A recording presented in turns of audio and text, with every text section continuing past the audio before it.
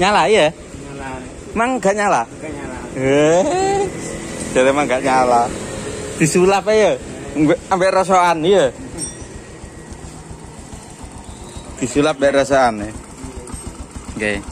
Jadi ini kiprok KPH ya. Kiprok KPH ini. Masih nancep.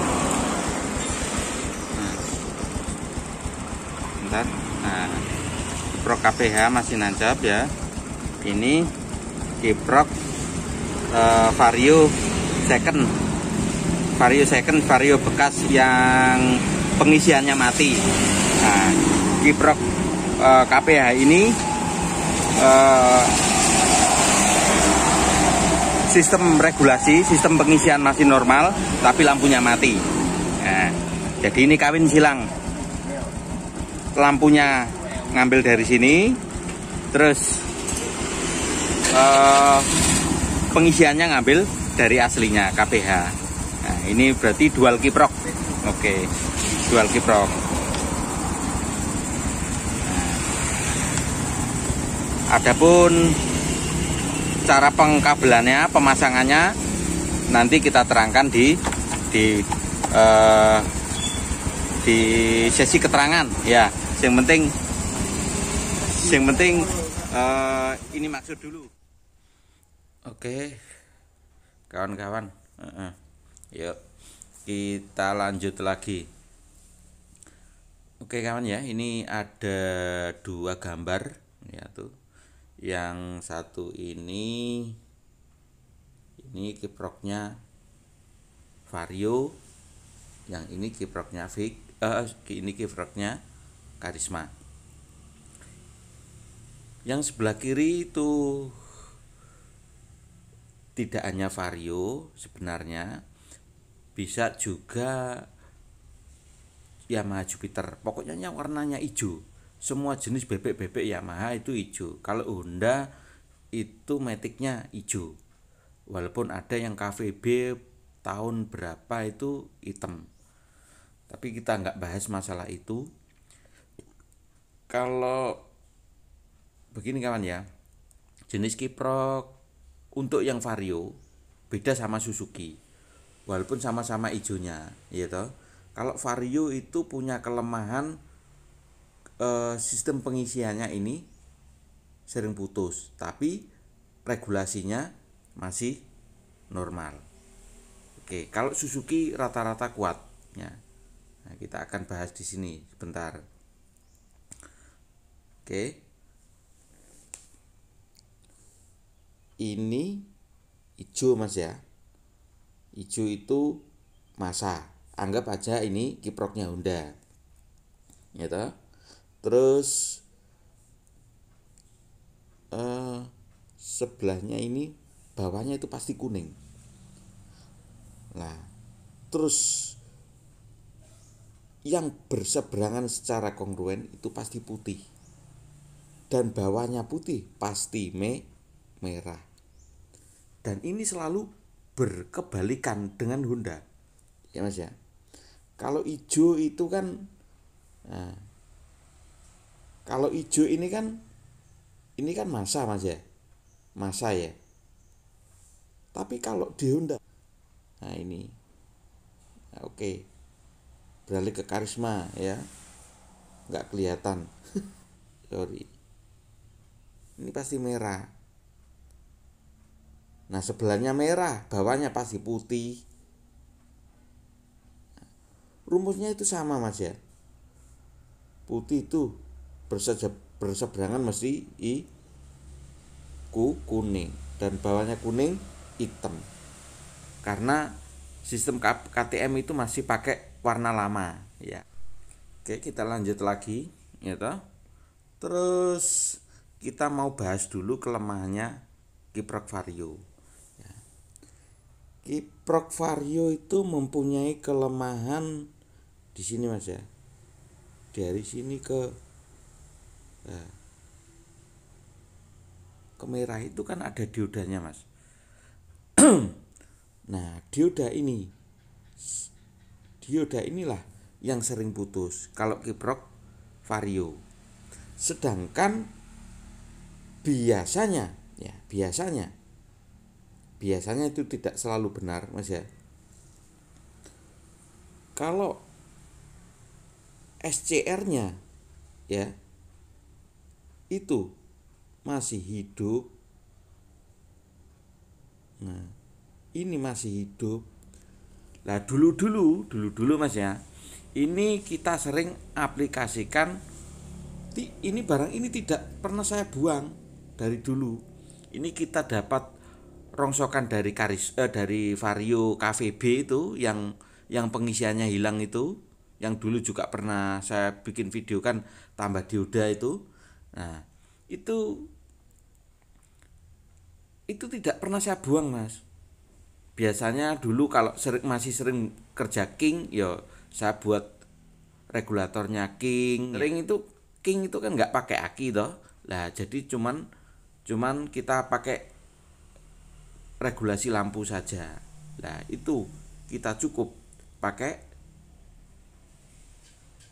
regulator bekas dari Vario yang rusak. Nah begini kan cukup ini saja kalau king biasanya. Anak-anak itu kan nggak pakai aki, nggak butuh pengisian, asal lampunya nggak putus saja kan bisa begini ya. Oke. Nah terus kelemahan karisma Mas ya. Nah ini saya mau terangkan untuk yang mau jelaskan untuk karisma itu beda dengan Grand Supra ya. Kalau karisma itu dari sepul Mas ya, sorry dari sepul ya, ini hanya mengeluarkan tegangan ke putih Mas ya, ke putih saja, masanya ikut body. Jadi kabelnya sepul itu cuma satu, masanya ikut body. Nah terus lampunya bagaimana? Nah ini yang jadi bahasan dalam hal ini, dalam kasus ini ya kan, lampunya ini tidak ada, lampunya ini mati. Kasusnya kiprok ini ya, kiprok ini. Nah, lampunya mati dikarenakan kiproknya rusak. Lah kalau karisma itu lampunya itu dapat dari sini Mas, dari putih. Dari putih begini, diregulasikan. Output ya Mas ya. Sorry, bukan diregulasikan, output dari putih itu ke kuning. Begitu.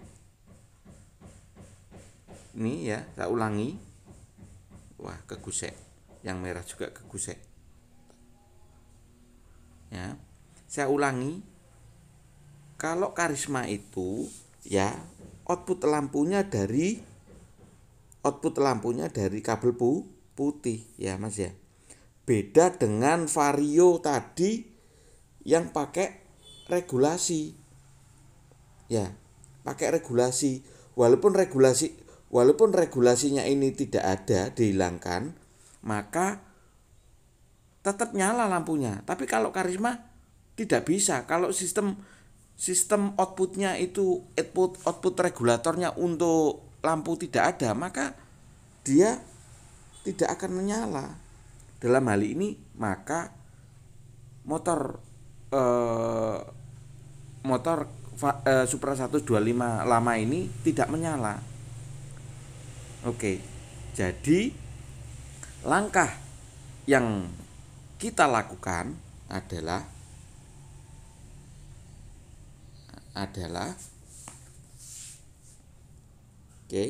langkah yang kita lakukan adalah menjamper atau membandeng atau memanfaatkan regulator Vario ini yang masih menyala pada sistem regulatornya.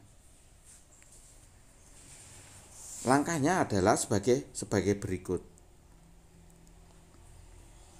Oke, langkah pertama yaitu kuning, kita jumper ke kuning.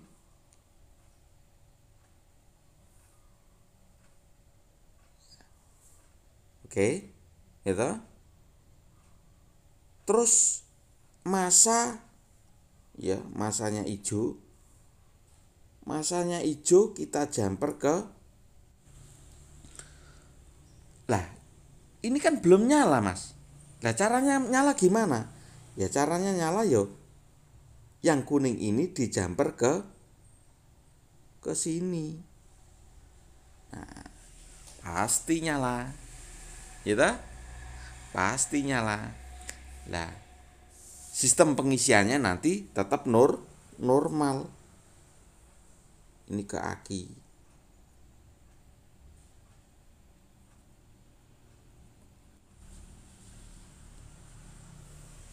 Begini saja Mas. Jadi langkahnya tak ulangi lagi ya. Tak ulangi lagi ya kawan-kawan ya. Wis gambar sepul tak buak sampean cekak bingung ya. Langkahnya ya. Nggak perlu saya gambarkan aki-aki juga nggak perlu. Langkahnya. Nah, langkahnya cukup sederhana. 1. Gabungkan warna hijau dengan masa aki, gitu. Karena ini adalah sama-sama masa aki. Oke, langkah pertama ya. Langkah kedua, gabungkan unsur lampu dengan lampu. Karena ini sama-sama lampu. Ya toh? Langkah ketiga, gabungkan kuning dengan putih. Pakai seutas kabel saja. Selesai. Pasti nyala. Jadi langkahnya cukup sederhana. Kawan-kawan sudah bisa memanfaatkan regulator yang bekas menjadi berfungsi kembali. Oke, semoga bermanfaat.